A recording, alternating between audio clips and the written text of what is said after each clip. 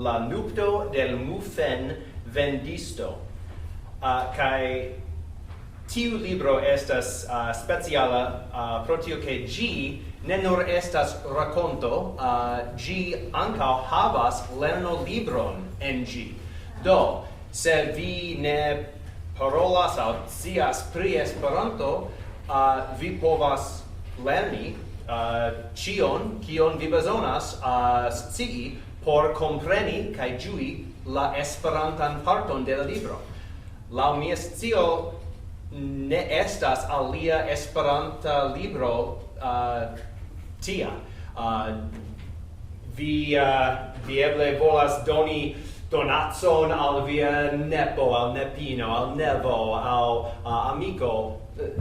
Ne donu al ili la vortaron de Wells.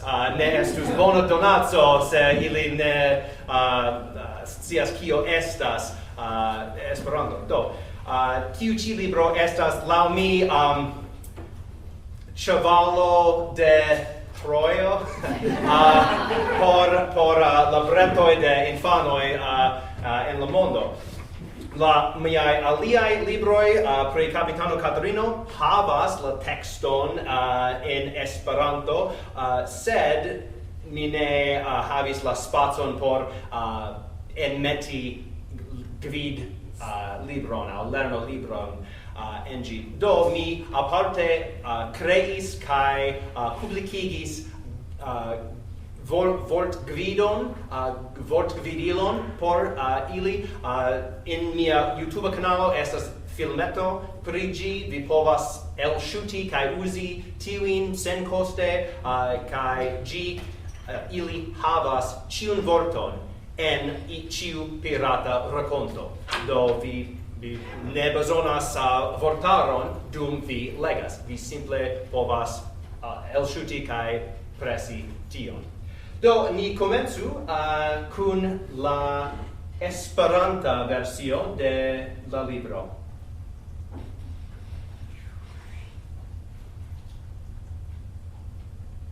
La signifo de la Mufenviro.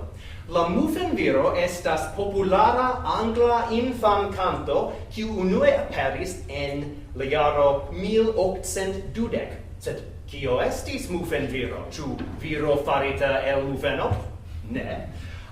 Li estis viro kiu aĉetis mufenojn de bakisto kaj vendis ilin tra la urbo. La angla nomo Muffin Man ankaŭ estas malpreciza. Ĉu li simple ŝatis mufenojn? Ĉu li bakis ilin? Ĉu vendis?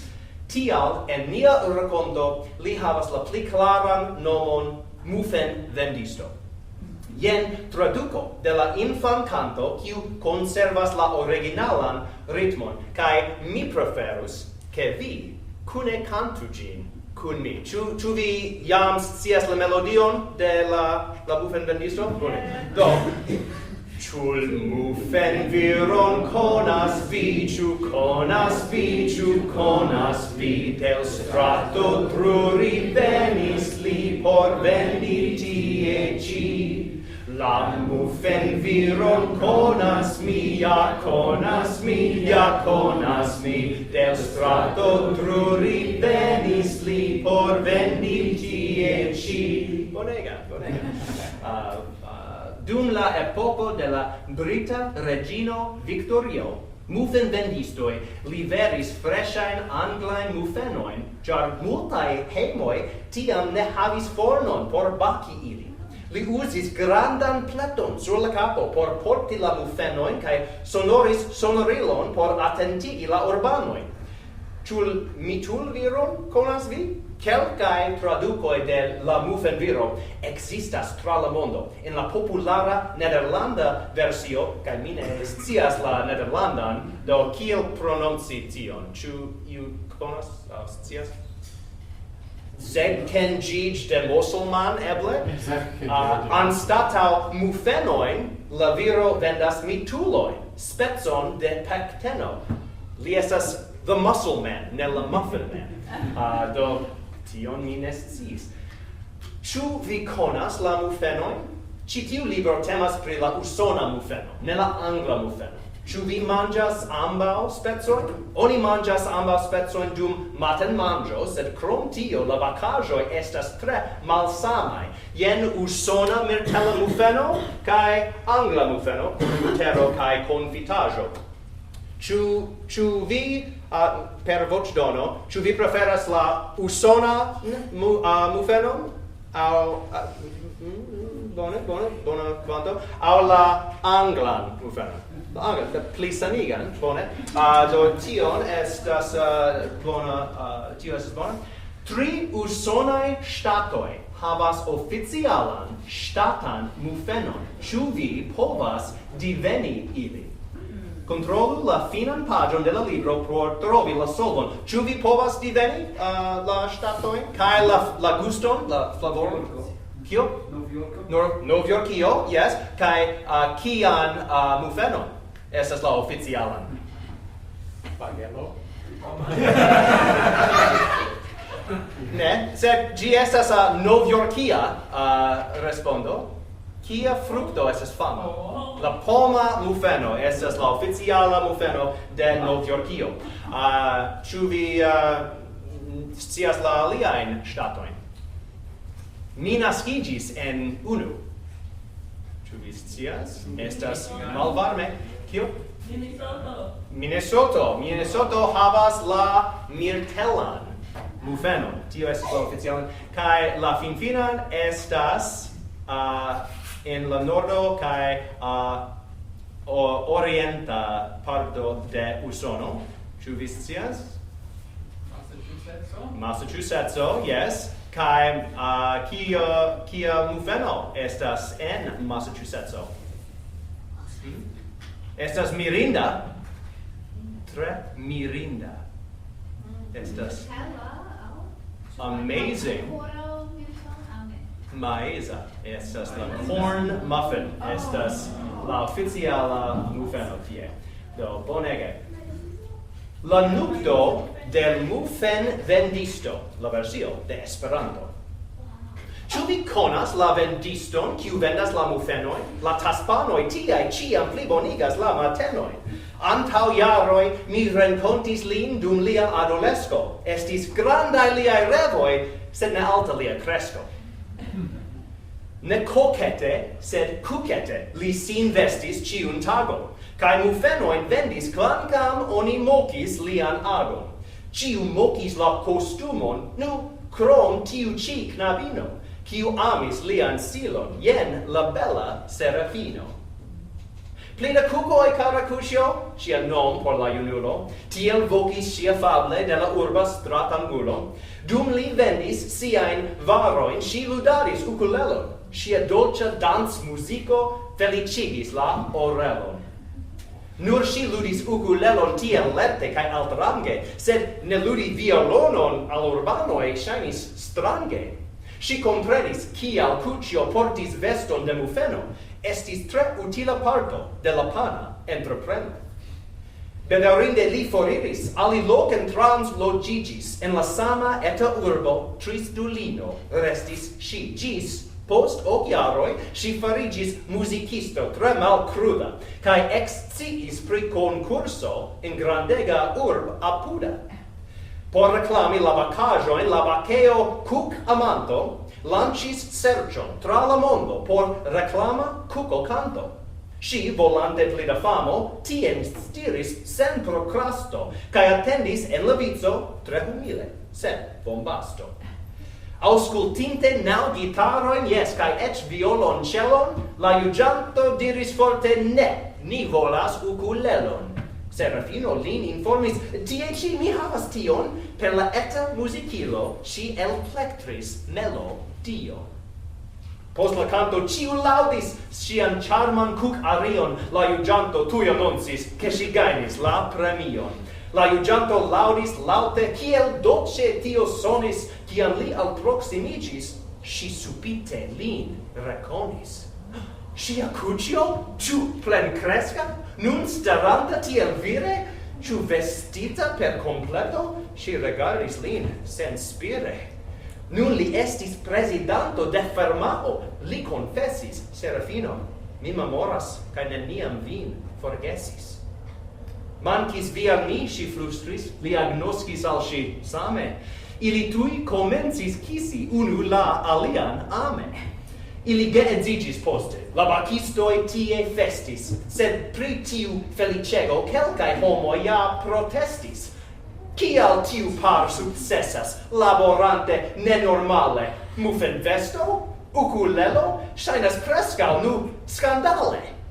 Sed legantoi vi successos tiel bone en la fino, se vi pensos ne schablone, kiel nia sera fino. La fino.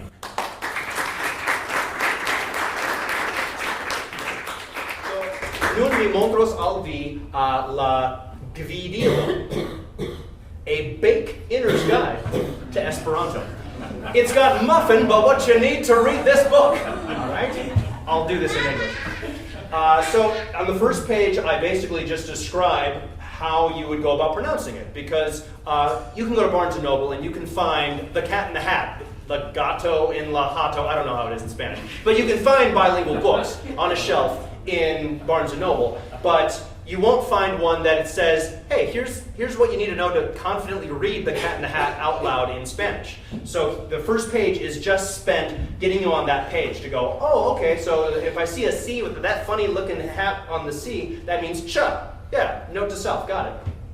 And then down here, I explain that way you can say your alphabet out loud, and instead of S, R, and T, it's so, ro, and to. So that's helpful stuff there. Also give some helpful tips on the verbs. Do, pa, let, me, go to, a, e, I, o, u, for the vowels, and then the diphthongs and all that. And I point out if you have trouble rolling your R's, just touch your tongue to the roof of your mouth while making an R, and it should sound close enough, because that's what I've been doing, and people have stopped commenting on my videos that I need to roll my R's, so I guess it's good enough. I can't roll them to save my life. In part 2 here, we look at nouns and how they work. I give examples. So mufeno is this, mufenoi is the plural. Oh, bella is beautiful, rapide is quickly. So just to give an idea of, oh, okay, if I see a letter ending this way, it's the adverb form of it. And here I show the flexibility of the language after explaining how the accusative works in a nutshell. It's a very simplified form. And I give a brief explanation how you can connect affixes together to build a word like a music instrument or a music professional, a musician. And then, just so they're not completely confused, I explain the N ending isn't just for direct objects. It can also mean like every day I eat. You know, I'm not eating a day like I'm eating my hourglass or something like that. I'm just, doing it every day. So that's how the N can also mean other things. And then you need to match up, if it's mufenoi, then it needs to be belli mufenoi. And here are the pronouns, so you basically get a sense of that. And I explain the word see. I've explained it more thoroughly elsewhere, but here is a place where you can read about that. And then here we get into verbs, and it gets a little more tricky with participles so that you can understand how those work. I include a little bit of trivia about the flag of Esperanto. I didn't know what a canton was before I researched this, so in English now you know that's the white little part of the flag. That's where the stars are, and the American flag is in the canton.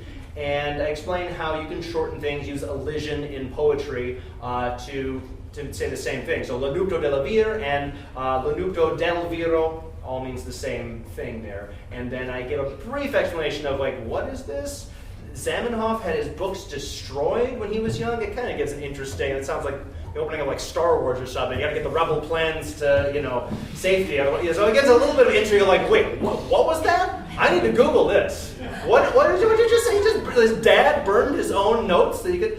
It's interesting stuff. So I purposely don't go, here's 30 pages about, Homorenismo and the political state of Bialystok at the time. No, I'm not going to do that. But it just is enough to hopefully whet their appetite when they read it. Here's a list that includes every word and only the words used in this story. I went ahead and conjugated most of the usages for them just to make it easier so they're not confused by that. And then all the prepositions as well. The only one that took more than one line was chew, because that is kind of a funky one, so I gave some explanations of that. So yeah, in 3 pages, here's some affixes. And if I hadn't already told you, now you know. Massachusetts, Minnesota, and New York. and they're side by side there. So that is basically the guidebook, but I don't think that exists elsewhere. While I'm already speaking in English, I'll go ahead and also read you the foreword of the book, which is in English, and then we'll probably be done. All right. Also, this is dedicated to my friends Brendan and Catherine Jones. Dedicita al Brendan kai Catherine Jones, kies belon Nupton mi ĝoje partoprenis, kaj tio okazis en Montrealo. Do mi volas reveni al tie por la landa kongreso. Esperanto has changed my life. I was never that interested in Spanish, the only foreign language taught at my small Christian school in Minnesota. I did okay in those classes, but I never felt comfortable or ever truly enjoyed using it. I knew I would always sound like a child compared to native Spanish speakers. I spent most of my time memorizing the exceptions to the rules and keeping track of which nouns like table and chair were masculine and feminine. When I stumbled upon Esperanto after hearing it mentioned in an episode of Frasier, I learned that it was supposedly the easiest language on earth to learn. I always wanted to take a stab at learning German or French, but I figured it wouldn't be any easier than Spanish had been, so I decided if I couldn't learn this, the easiest language on earth, I'd save a lot of time trying to learn one of the harder ones. What happened next brightened my life forever. I fell in love with Esperanto. It was exactly what my ADHD-addled brain had always wanted. Everything made sense. Grammatical rules were literally followed to the letter. Related words looked similar to one another. Verbs were easy to reshape into whatever form I needed. Not only could I understand Esperanto, I was able to have fun with it. I discovered a whole community of people who wanted to communicate fluently in another language, not because they needed to for their job, but because they wanted to. I could talk about why Esperanto is maybe a better English speaker, or why it would be better to teach in schools than Latin as a foundation for language learning. I could tell you about the programs that help you find Esperantists around the world and let you stay with them for free when you travel. I could tell you stories of the lasting friendships I've made through this language with people who come from very different backgrounds and lifestyles. I could do all of that, but I really don't need to. If the idea of Esperanto sounds like something you'd like to explore, I think you're already sold on it. Look me up someday on Amikumu or Passporta Cerveau, and I'll meet you for a cup of coffee or even let you crash in my guest room. For everyone else, here's a book I wrote about muffins. Alekso Vaughn Miller, Atlanta, Georgia, April 13th, 2019. Tio estas ĉio. Dankon.